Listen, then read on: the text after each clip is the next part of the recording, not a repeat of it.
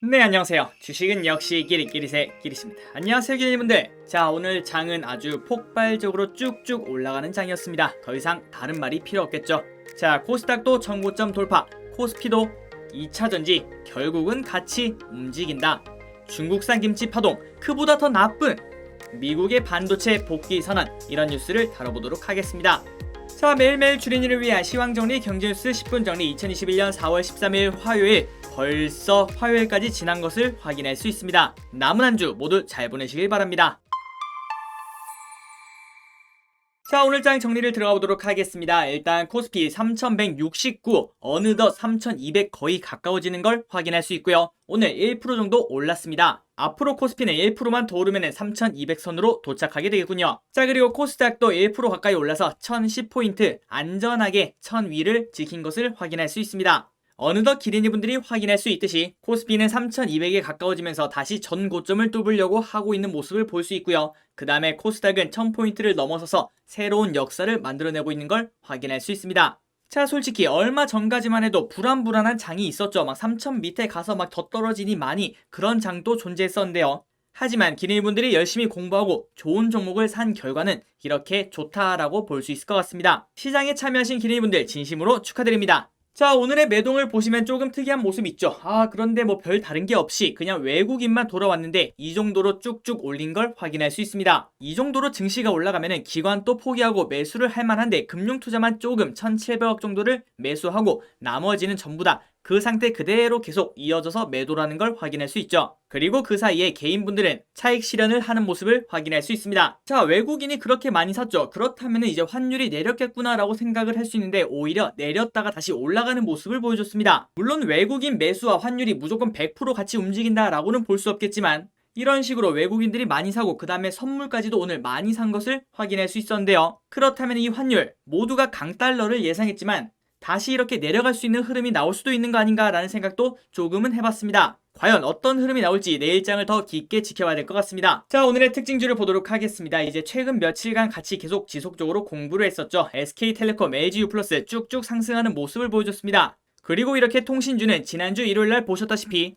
지난주에 연기금과 외국인이 몰래 주워 담았던 걸 확인할 수 있었죠. 자, 안 그래도 좋은 주식인데 연기금과 외국인들의 수급이 들어오니까 쭉쭉 올라가는 걸 확인할 수 있겠죠. 통신주에 투자하신 기린이분들 진심으로 축하드립니다. 자, 오늘의 특징주를 보도록 하겠습니다. 2차 전지죠. 삼성 SDI, 그 다음에 LG화학 이렇게 오르는 걸 확인할 수 있었습니다. 어제 같은 장에 SK이노베이션은 쭉쭉 뻗어나가는데 이 두 개는 땅볼이었죠. 그리고 그 와중에 삼성 SDI는 병살이었습니다. 하지만 단 하루 만에 이렇게 좋은 흐름을 보여주고 있는 걸 확인할 수 있죠. 그 이유는 결국 한 섹터는 결국 모두가 같이 움직인다라는 걸 알려드렸습니다. 그렇기 때문에 어제 영상을 통해서 한 섹터는 같이 움직이는 경향이 있으니까 혹시 한 종목이 너무 빨리 달려간다면 그 종목의 비중을 줄이고 그 다음에 다른 종목의 비중을 늘리는 전략도 유효하다라고 말씀을 드렸죠. 그리고 어제 저 길이시 생각했을 때는 삼성 SDI 그 다음에 LG와 한 이틀 정도 쉬었다가 이제 올라가지 않겠나라고 생각을 해봤습니다. 그런데 오늘 갑자기 장이 엄청 좋아지면서 이렇게 쭉쭉 뻗어나가는 모습을 확인할 수 있죠. 자, 2차 전지를 열심히 공부하시고 그 다음에 믿고 기다리신 기린이분들 진심으로 축하드립니다.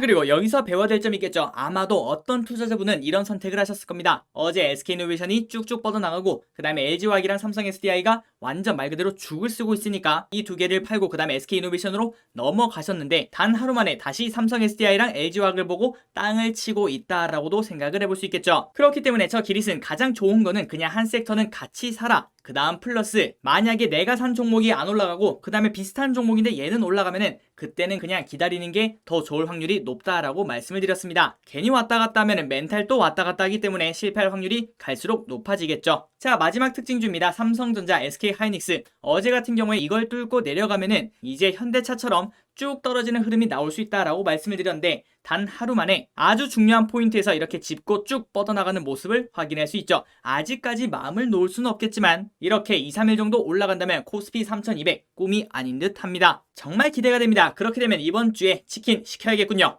자, 일단 첫 번째 뉴스를 보여드리도록 하겠습니다. 일단 이렇게 보시면 특징주 유유제약 이렇게 적혀 있는데 유유제약에 대해서 저 기릿은 아무것도 모르고 그 다음에 이 주식을 추천하고자 갖고 온 게 아니라는 걸 알려드리도록 하겠습니다. 자, 그러면 왜 가져왔는가? 그 다음 부분 때문에 그런데요. 오세훈 노래방 진단키트 도입 요청, 이런 뉴스 때문에 진단키트 관련주가 최근 흐름이 좋다고 합니다. 자, 오세훈 서울시장의 자가 진단키트 승인 촉구에 상한가를 가고 있다는 소식이고요. 자, 오 서울시장은 전날 서울형 상생 방역을 추진하겠다면서 신종 코로나19 확산을 막을 보완수단으로 자가진단키트 승인을 정부에 촉구했다. 자, 자가진단키트는 10분에서 30분 내외로 검사 결과를 확인할 수 있는 검사수단이라며 미국에서는 약국, 식료품점에서도 구입이 가능하고 영국에서는 주 2회 키트를 무료로 배포하고 있다고 말합니다. 자, 그래서 이 키트를 현장에 접목해서 영업장 입장 전 검사를 시행하면은 한 10분만 기다리면 결과가 나오겠죠. 그리고 음성이 나온 사람들만 들어가게 되면은 민생 현장의 고통의 활로가 될 것이라고 기대했다는 소식입니다. 자, 지금 이렇게 기사를 봐서 이게 현실성이 있는지는 정확히 모르겠지만 만약에 이게 가능하다면은 진단키트도 많이 팔리겠고 그 다음에 영업장도 늦게까지 영업을 할 수 있기 때문에 어느 정도의 좋은 흐름은 나올 수 있겠다라고 생각을 해볼 수는 있을 것 같습니다. 하지만 가장 중요한 거는 코로나가 끝나는 게 가장 좋겠죠. 모두 지금 봄이 돼서 마음이 느슨한데 모두 코로나 조심하시고 방역수칙 잘 지키시기 바랍니다. 자, 다음 뉴스입니다. 교촌치킨. 좋아요. 이번 주에 코스피 3200 가면 교촌치킨을 먹어야겠습니다. 두바이 1호점 문 연다. 네, 교촌치킨이 드디어 두바이에도 뻗어나간다는 소식입니다. 자, 중동 아프리카에서 이렇게 5년간 매장 100개를 열 것이라는 목표를 세웠다고 하는데요. 자, 교촌 F&B는 이번 계약을 통해 두바이에 1호점을 열 예정이다. 이를 시작으로 사우디아라비아, 카타르, 쿠웨이트, 오만, 바레인, 레바논, 요르단 등 중동 지역과 아프리카, 모로코 등 9개국에 5년간 100개 매장을 개설한다는 계획을 가지고 있다고 합니다. 자, 어떻게 운영을 하는가? 마스터 프랜차이즈 계약을 해서 해외 현지 외식업 파트너사의 실질적인 운영을 맡기고 브랜드와 레시피, 영업 노하우를 전수해주는 방식이다. 자, 이거는 뭐 성공할 수밖에 없겠죠. 교촌치킨 너무 맛있거든요. 자, 그리고 마침 중동 지역은 닭고기 소비량이 많고 한류에 대한 관심도 높다며 간장치킨 등 차별화된 메뉴를 내세워 한국을 대표하는 치킨 브랜드로 자리매김할 것이라고 말했다고 합니다. 자, 교촌 F&B 상장하고 나서 이런 흐름을 나타내고 있죠. 저 기리시 항상 IPO 한 다음에는 몇 개월간 건들지 말라라고 말씀을 드리죠. 그 이유는 이런 흐름이 나올까봐 그 걱정 때문에 그렇습니다. 자, 그리고 어느 정도 시간이 흐르면 이렇게 바닥을 다지는 걸 확인할 수 있죠. 그렇다면 그때 이제 이 기업을 좋게 생각한다면 매수의 기회로 삼아도 되겠죠. 그런데 만약에 처음에 이렇게 변동성이 많을 때 그때 매수를 했다면은 아마도 지금쯤 물려있을 확률이 매우 높다라고 생각을 해볼 수 있겠죠. 어쨌든 교촌 F&B 중동으로 진출한다는 소식이었습니다. 자, 다음 뉴스도 또 먹거리군요. 그 다음에 아래 사진을 보면 정말 끔찍한 사진인 걸 확인할 수 있죠. 자, 중국 알몸 김치 파장. 이거는 아마 알고 계실 거라고 생각합니다. 그런데 이 양념을 씻어내고 난 다음에 국산 백김치로 속인 식당도 있다고 합니다. 이거는 말이 안 된다라고 생각할 수 있겠죠. 자, 최근 중국에서 비위생적으로 절인 배추를 만드는 영상이 공개되며 손님들의 중국산 김치 기피 현상이 두드러지자 국산으로 속여 판 식당들이 대거 적발됐다. 자, 내용을 보시면 국내산 김치만 사용합니다 라고 안내한 식당도 예외는 아니었다. 강원도의 한 식당은 중국산 배추김치와 국내산 배추김치 두 개를 혼용해 사용했지만 메뉴판에는 국내산에만 사용한다 라고 적어놨고요. 그 다음에 전남 여수 같은 경우에는 중국산 배추김치를 씻어 백김치로 만든 후 손님에게 반찬용으로 제공하면서 원산지를 국내산으로 표시 그러니까 김치를 씻었으니까 이건 국내다 이렇게 생각을 했나 봅니다. 자, 그리고 마지막으로 인천의 한 반찬 가게는 중국산 김치를 판매하면서 가판대 하단에는 정말 작은 글씨로 원산지를 중국으로 적었지만 커다란 현수막에는 전라도 반찬이라는 문구를 적어 적발되기도 했다는 소식입니다. 셋 다 말도 안 되는 상황이겠죠.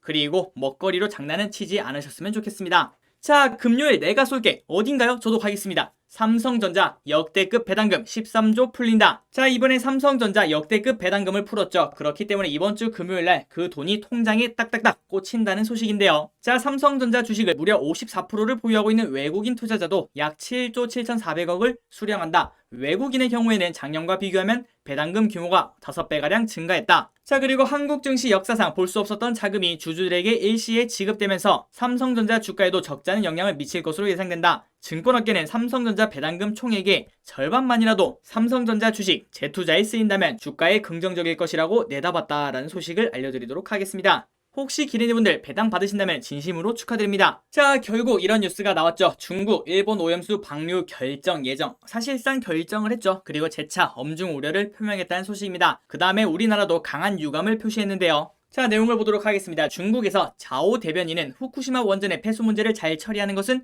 국제 공공 및 주변국 이익과 관련돼 있다면서 신중히 잘 파악하고 관련 당사자들이 함께 참여해 효과적으로 해양 환경과 식품 그리고 인류 건강에 가져올 피해를 피해야 한다 라고 강조했습니다. 그는 현재 일본 정부의 후쿠시마 원전 오염수 해양 방류에 대해 국제사회가 반대하며 일본 내 여론 또한 반대 의견이 적지 않다면서 일본이 다른 국가의 국제적 책임을 요구하는 것을 자주 봤는데 현재 국제사회가 일본을 주목하고 있다고 언급했습니다. 자, 이런 식으로 방류를 하게 되면 우리나라에 오는데 한 8개월에서 1년 정도가 걸린다고 합니다. 그런 상황이 펼쳐진다면 일단 해산물의 수요가 급감할 수 있고, 그렇게 되면 그 반대에 있는 단백질 있죠. 돼지, 그 다음에 닭의 수요가 늘어날 수도 있다라고 생각을 해볼 수 있겠죠. 자, 이런 기회에 지난번에 같이 공부했던 하림이라든지 아니면은 돼지 관련주 이런 것들을 공부해보는 것도 좋은 기회가 될 수 있을 것 같습니다. 자, 다음 뉴스입니다. 최근 엄청나게 쭉쭉 오르는 기업이 있죠. 바로 대원미디어인데요. 맞습니다. 여러분들이 지금 생각하는 그거, 용갑 합체. 한 2주 정도 전에 같이 뉴스를 다뤄드렸죠. 그런데 그 이후에 주가가 이렇게 보시면은 엄청나게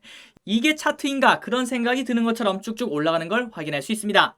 올해 들어서 벌써 422%나 상승을 했는데요. 그런데 대원미디어뿐만 아니라 키다리 스튜디오, DNC 미디어, 미스터블루 이런 식으로 올라가고 있는 걸 확인할 수 있습니다. 자, 그 이유가 뭐냐? 바로 이것 때문에 그렇다고 하는데요. 네이버, 카카오 경쟁 격화, 웹툰 주식 고공행진. 혹시 어제 뉴스 기억나십니까? 카카오에서 웹툰에 관련된 회사를 인수한다라는 소식이 나왔죠. 그러니까 네이버와 카카오가 IP 관련된, 그러니까 소설, 그 다음에 웹툰 이런 것들을 엄청나게 매수를 하자 거기에 대한 가치가 상대적으로 높아지는 평가를 받고 있다고 합니다. 자, 내용을 보시면 전 세계를 휩쓰는 K웹툰의 주도권을 두고 네이버와 카카오의 경쟁이 격화되자 그 가운데 있는 애들이 좋아진다라고 볼 수 있겠죠. 비슷한 예로는 OTT 경쟁이 심화되니까 그 밑에서 콘텐츠를 제작하는 회사들이 수혜를 본다라고 생각하는 거와 비슷하겠죠. 그래서 증권가에서는 올해를 기점으로 K웹툰의 매출 성장이 급격하게 이루어질 것으로 전망하고 있다는 소식을 알려드리도록 하겠습니다. 자, 여기도 경쟁 투성이군요. 마켓컬리, 최저가 경쟁 합류, 온라인몰 중 제일 싸게. 자, 내용을 보시면 유통업계가 앞다투어 최저가 할인 경쟁을 벌이는 가운데 마켓컬리도 이 대열에 합류한다.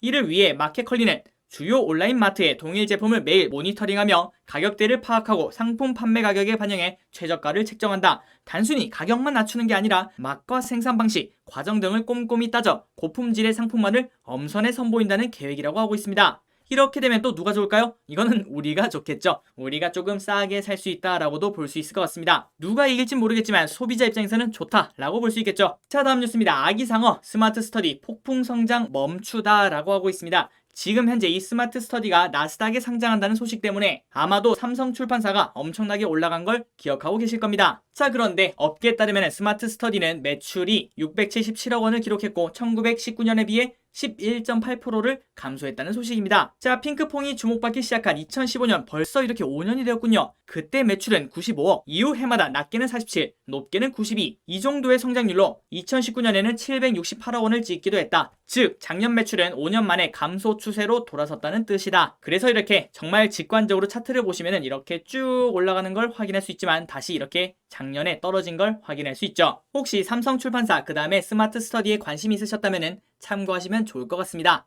자, 다음 뉴스입니다. 호평 쏟아진 신세계 1분기 영업이 2212% 급증. 이거는 이제 작년이 너무 안 좋았기 때문이다 라고 생각을 해볼 수 있을 것 같은데요. 자, 내용을 보도록 하겠습니다. 자, 봄 기운과 맞물린 소비 심리 회복에 힘입어 신세계에 대한 증권가의 호평이 잇따르고 있다. 올해 1분기 유통업종 대부분이 양호한 성적을 낼 것으로 관측되지만 특히 신세계의 실적 모멘텀이 클 수 있다는 기대가 나온다고 합니다. 그리고 아마도 뉴스를 자주 보셨다면 아마 기억하고 계실 텐데요. 아마도 제 기억에 한 2번 정도 신세계에 대한 얘기를 했던 것 같습니다. 자, 그래서 정말 짧게 보시자면 외형 확대에도 제한적인 프로모션으로 백화점 부분의 수익성이 개선되고 국내 화장품 브랜드의 판촉 확대와 공항 임차료 감면 혜택으로 면세점도 정상 체력으로 회귀하고 있다는 평가다. 자, 그래서 증권가는 신세계가 시장 대비 강한 성장세를 유지할 것으로 보면서 적정 몸값도 높이고 있다. 최근 하나금융투자는 34에서 38, KTB는 28에서 37, 신세계의 목표 주가를 큰 폭으로 올리고 있다는 소식입니다. 37에서 38 정도는 어느 정도인가? 지금 현재 28이거든요.